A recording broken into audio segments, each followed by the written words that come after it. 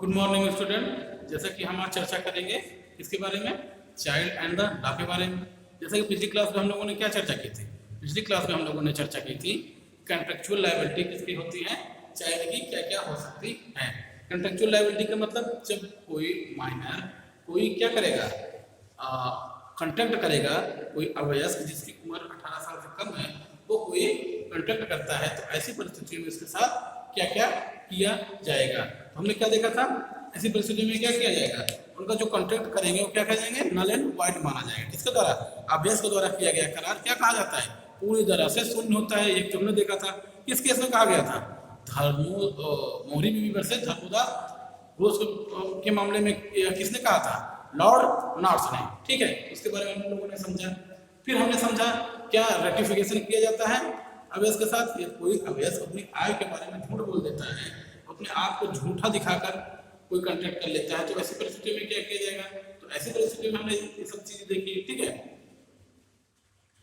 अब हम समझते हैं ठीक क्या टॉर्ट के संबंध में, टॉर्ट के संबंध में। ठीक है,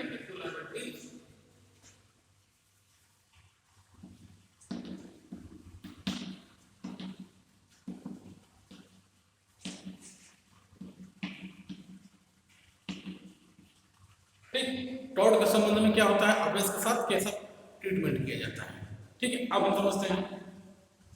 आपने सुना होगा जो भी बच्चा होता है, हमने आईपीसी के सेक्शन 82 और 83 में हमने देखा था, कोई भी बच्चा जो 7 साल से कम है उसे कोई अपराध करता है तो पूरी तरह से क्षमा है।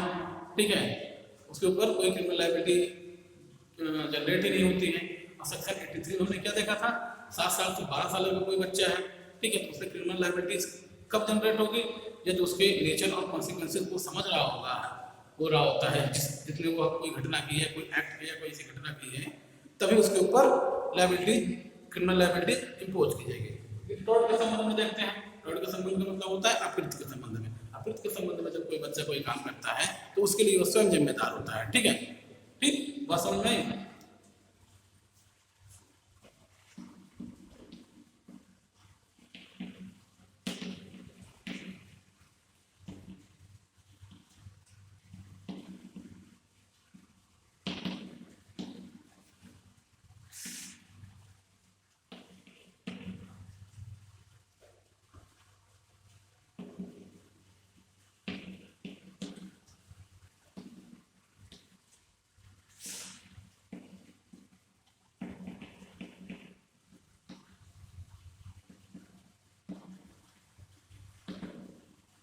ठीक, कहने का मतलब जब कोई बच्चा कोई टॉर्ट कमिट करता है इसके लिए वह खुद जिम्मेदार होता है। ठीक है, इसके लिए वह पूरी तरह से अपने कार्य के लिए कोई टॉर्ट कमिट करता है तो उसके लिए उसे जिम्मेदार ठहराया जाता है। ठीक, उसके लिए उसके माता पिता इसके लिए कोई जिम्मेदार नहीं होते हैं। ठीक है, वह बच्चा खुद को जिम्मेदार होता है। अब टॉर्ट में हम देखते हैं, ठीक,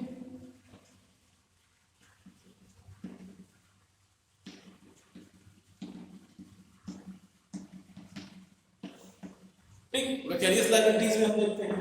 विकैरियस लायबिलिटीज में क्या देखते हैं, विकैरियस लायबिलिटीज का मतलब क्या होता है, प्रतिनिधित्व दायित्व। जब बच्चा किसी बिहार पे, किसी अपने माता पिता के आधार कहने पे काम कर रहा होता है या किसी दूसरे के कहने पे काम कर रहा होता है, तब उसके द्वारा कोई टॉर्ट कमिट किया जाता है तो वो बच्चा उसके लिए दायी नहीं होगा। कौन उसके लिए दायी होगा? उसके बच्चा उसके लिए दायी नहीं होगा जिसके कहने के आधार पर वह काम कर रहा होता है, तब उसके कहने पर वही दायी होगा। ठीक, कहने का मतलब यह है बच्चा कब दायी होगा, बच्चा कहने पर दायी ना होकर इस आधार पर दायी होगा कि जिसके कहने पर वह बच्चा दायी वह कार्य किया है, जिसके कहने पर वह कार्य किया है तभी वह दायी माना जाएगा। ठीक है, हमने ये समझा। अब मान लीजिए अनपढ़ बच्चा है,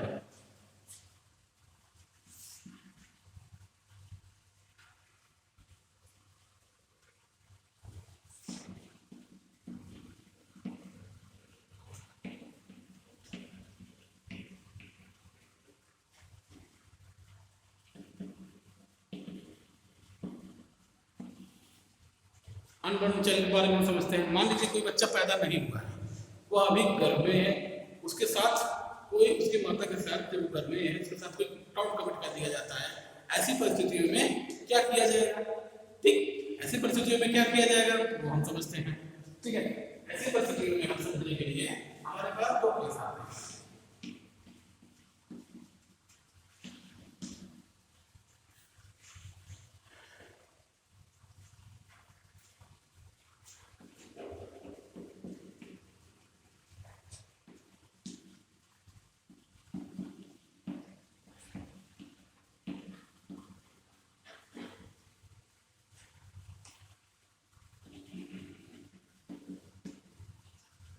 ठीक, सबसे पहले Walker versus GN railway company. इसमें क्या होता है, एक महिला होती है, ठीक, वह प्रेग्नेंट होती है, उसके पेट में बच्चा होता है। अब वह जब ट्रेन से उतर रही होती है, ट्रेन चल देती है बिना किसी हार ना किसी के, ठीक है, जिससे वह गिर जाती है और उसका जो बच्चा पैदा होता है वह सही नहीं होता है। ठीक है, उस बच्चे के शारीरिक रूप में कमी आ जाती है। अब कोर्ट के पास से केस किया, कोर्ट ने ये निर्धारित किया, क्योंकि बच्चा, कोर्ट ने क्या कहा इस पर, कोर्ट ने यह कहा कि बच्चा अभी अस्तित्व में आया नहीं है। बच्चा जब अस्तित्व में आया नहीं है तो वह किसी केस के लिए वाद दायर कर ही नहीं सकता, वह किसी कोई राइट एक्सेप्ट धारण करता ही नहीं, तो कैसे कोई केस कर सकता है। ठीक है, यानी कि उसके केस को रिजेक्ट कर दिया गया। इसमें क्या कहेगा, अननॉर्मल चाइल्ड के साथ ऐसा कुछ होता है उसके लिए उसे लाइबल वह केस नहीं कर सकता, वो क्षतिपूर्ति की मांग नहीं कर सकता है। क्षतिपूर्ति की मांग तभी किया जा सकता है जब वह अस्तित्व में हो, जब वह प्रेजेंट में हो। ठीक है, ठीक नहीं कर सकता है। अगला केस है, एक केस हम समझते हैं, क्या समझते हैं, मॉन्ट्रियल, ठीक है, एक आएगा मॉन्ट्रियल ट्रांसपोर्ट,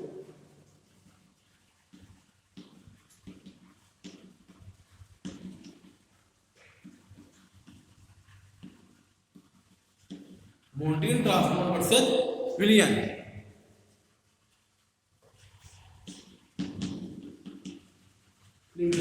ठीक, मॉन्ट्रियल ट्रांसपोर्ट वर्सेस लिबनल। इसमें एक केस हुआ, ऐसे केस हुआ, ये केस था कनाडा का केस था। ठीक है, कहाँ का केस था, कनाडा। कनाडा केस में इन्होंने क्या कहा, कनाडा केस में कहा यदि अनबॉर्न चाइल्ड के साथ यदि कोई जो गर्भ में है ऐसी कोई चीजें होती है जिससे वह टॉट कमिट होता है, तो उसके लिए क्या कौन दायी होगा, उसके लिए वह केस फाइल कर सकता है, उसके अस्तित्व में आने की कोई जरूरत नहीं है। ऐसे केसों पे मटेरियल ट्रांसपोर्ट वर्सेस लिबनल में क्या है, ऐसे आधारों को रिजेक्ट करके ये कहा गया कि अनबॉर्न चाइल्ड भी अपने राइट के लिए क्या केस फाइल कर सकता है। ठीक, अभी हमने देखा अनबॉर्न चाइल्ड को किसके संबंध में, अनबॉर्न चाइल्ड को हमने देखा किसके संबंध में, हमने किसके संबंध में देखा, टॉट उसके साथ कोई कमिट करता है या वो कोई टॉट कमिट करता है, तो ऐसी परिस्थितियों में क्या होगा। ठीक है, उसके साथ कोई टॉट कमिट करेगा तो क्या होगा उसके साथ, ठीक, वह केस फाइल कर सकते हैं। कनाडा के हिसाब से, अमेरिका के हिसाब से क्या करेगा, वह केस फाइल नहीं कर सकता है।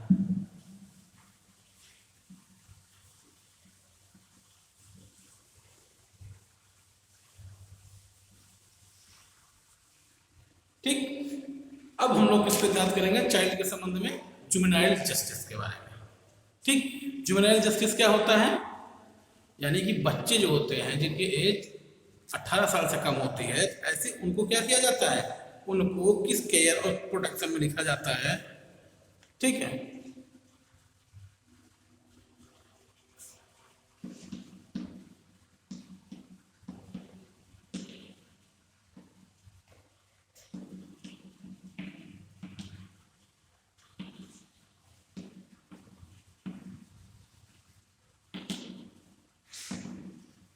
जुवेनाइल जस्टिस एक्ट 2000 के बारे में बात करेंगे। ठीक है, जुवेनाइल जस्टिस क्या होता है, बच्चे क्या होते हैं, बच्चों के ऊपर कोई भी सजा देने से पहले कानून को बेहतर से समझना चाहिए, बच्चों के बारे में बेहतर जानना चाहिए। ठीक, देखिए जुवेनाइल जस्टिस कब आया, 2000 में, तो इसके पहले international convention on child right 1989 में हुआ। इस चाइल्ड राइट पे सिग्नेचर कब हुए, 1991 में, इंडिया के द्वारा सिग्नेचर कब हुए, दिसंबर 1991 में। जब दिसंबर 1991 में इसके संबंध में क्या होगा, सिग्नेचर हुआ, तो इसमें क्या था, बच्चों को आप क्या कह सकते हैं, किसी सजा के लिए कोई दायी नहीं बना सकते हैं, ठीक है। उसके ऊपर मान लीजिए कोई बच्चे ने कोई अपराध कर दिया है, कौन सा, आप तो देखेंगे 7 साल के आईपीसी के सेक्शन 82 देखेंगे तो 7 साल से कम बच्चे क्या होते हैं, पूरी तरह से फ्री हो जाते हैं, कोई अपराध करते हैं। लेकिन 7 साल के ऊपर जो बच्चे होते हैं वो काम 7 से 12 साल के बच्चे, उसके ऊपर कार्य प्रकृतियों के हिसाब से क्या चलेगा, दंड दिया जाएगा। अब 7 से 12 साल बच्चा 12 साल से ऊपर होगा, अभ्यस्त तो 18 साल के ऊपर होते हैं, ठीक है, अभ्यस्त तो 18 साल तक होते हैं, यानी 12 से 6 साल के बच्चों के साथ क्या ट्रीटमेंट किया जाएगा, वो जैसे अपराध करते हैं वैसे ट्रीटमेंट किया जाएगा।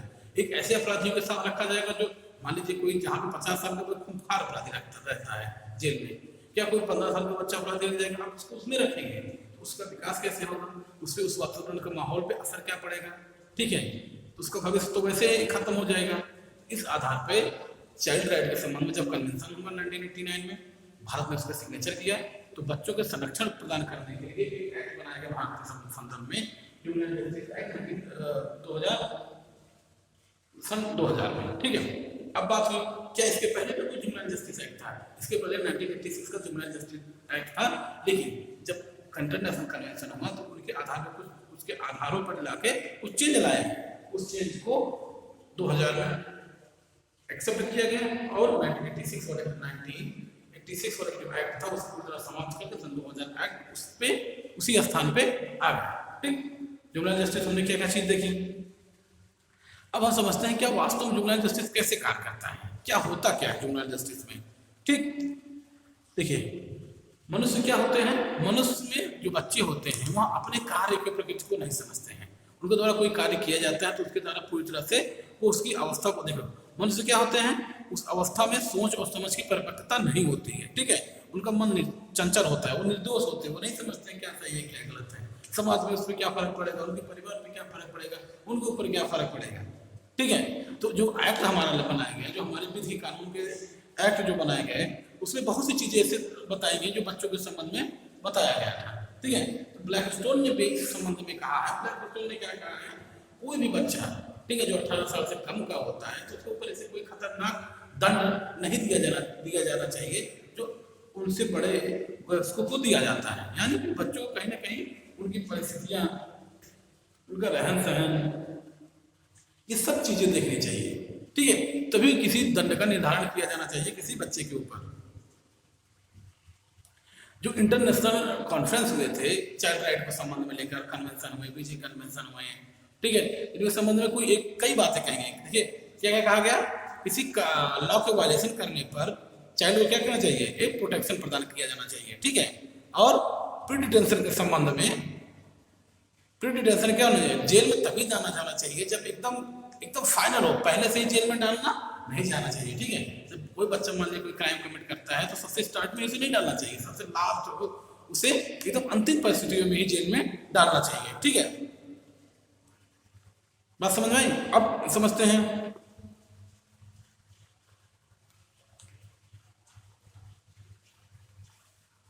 ठीक, तो जेल जो होनी चाहिए बच्चों के संबंध में, जेल क्या कैसी होनी चाहिए, वो सुधारात्मक प्रकृति की होनी चाहिए। दंडात्मक प्रकृति जो जेल में डाले, बच्चों को दंडात्मक प्रकृति में न डालकर सुधारात्मक जेलों का विकास करना चाहिए, जिससे उन्हें उनके भविष्य, उनका चरित्र हर एक क्षेत्र में वो विकास कर सके, ठीक है। अब जुवेनाइल है कि बच्चों को दंड को निर्धारित करते समय कुछ चीजों को ध्यान देना चाहिए, जैसे कि कहा जाता है बच्चों को जब कोई बच्चा कोई कृत्य करता है आपराधिक, तो उसके सबसे पहले वो क्या पारिवारिक परिस्थितियों को ध्यान देना चाहिए, क्या उसकी पारिवारिक परिस्थितियाँ कैसी हैं, ठीक है, क्या फर्क पड़ेगा, उसके जाने न जाने से क्या क्या चीजें होंगी, यानी पारिवारिक परिस्थितियों को ध्यान में रखकर किसी बच्चे के दंड का निर्धारण किया जाना चाहिए।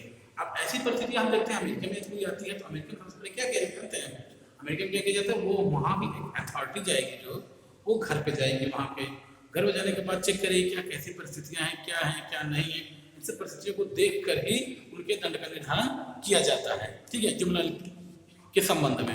अब भारतीय संबंध में भी पूरी तरह से ऐसा किया जाना चाहिए, ठीक है, बच्चों को दंड से बचाने का प्रयास किया जाना चाहिए, ठीक है। फिर इसके परिप्रेक्ष्य में हम देखते हैं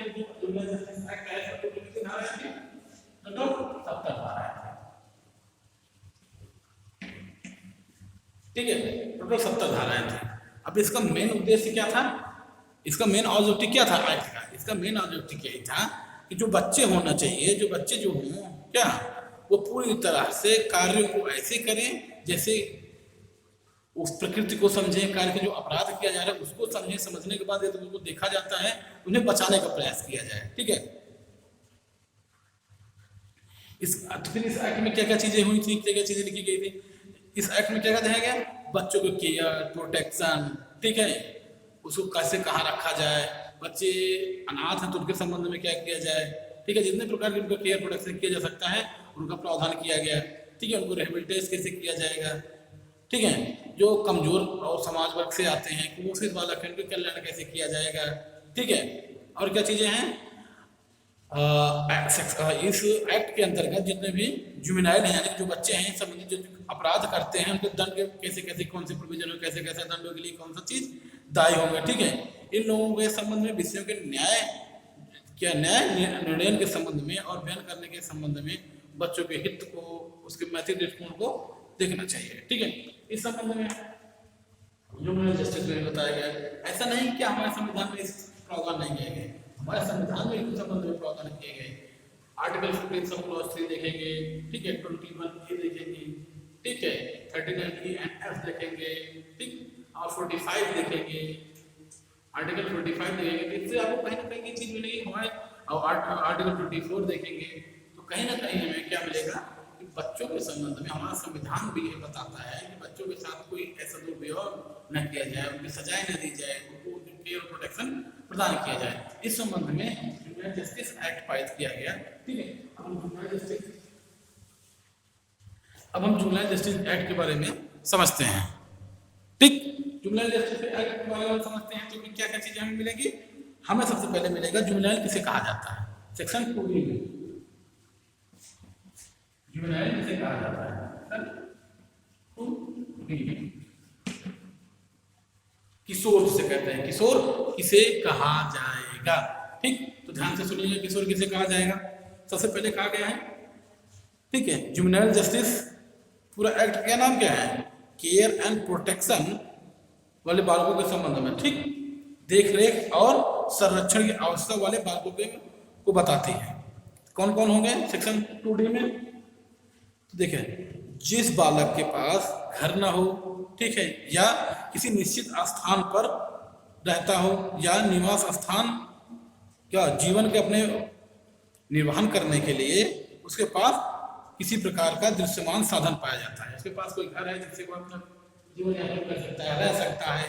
ठीक है, यानी कोई बच्चा जिसके पास घर नहीं है या फिर उसके पास एक अकेले रह रहा है, उसके पास घर नहीं है, किसी तरह से अपने जीवन गुजारा करता है, ऐसे बच्चे को जुवेनाइल माना जाएगा। ठीक है, अब सेक्शन 2D के सब क्लॉज 1 में था, section 2D sub clause A का एक क्या बताता है, कोई बच्चा को भीख मांगते हुए दिख जाता है, कोई काम करते हुए दिख जाता है, यदि उसके संबंध में उसके पास कोई केयर प्रोटेक्शन नहीं है तो उसे सेक्शन 2D में किशोर माना जाएगा।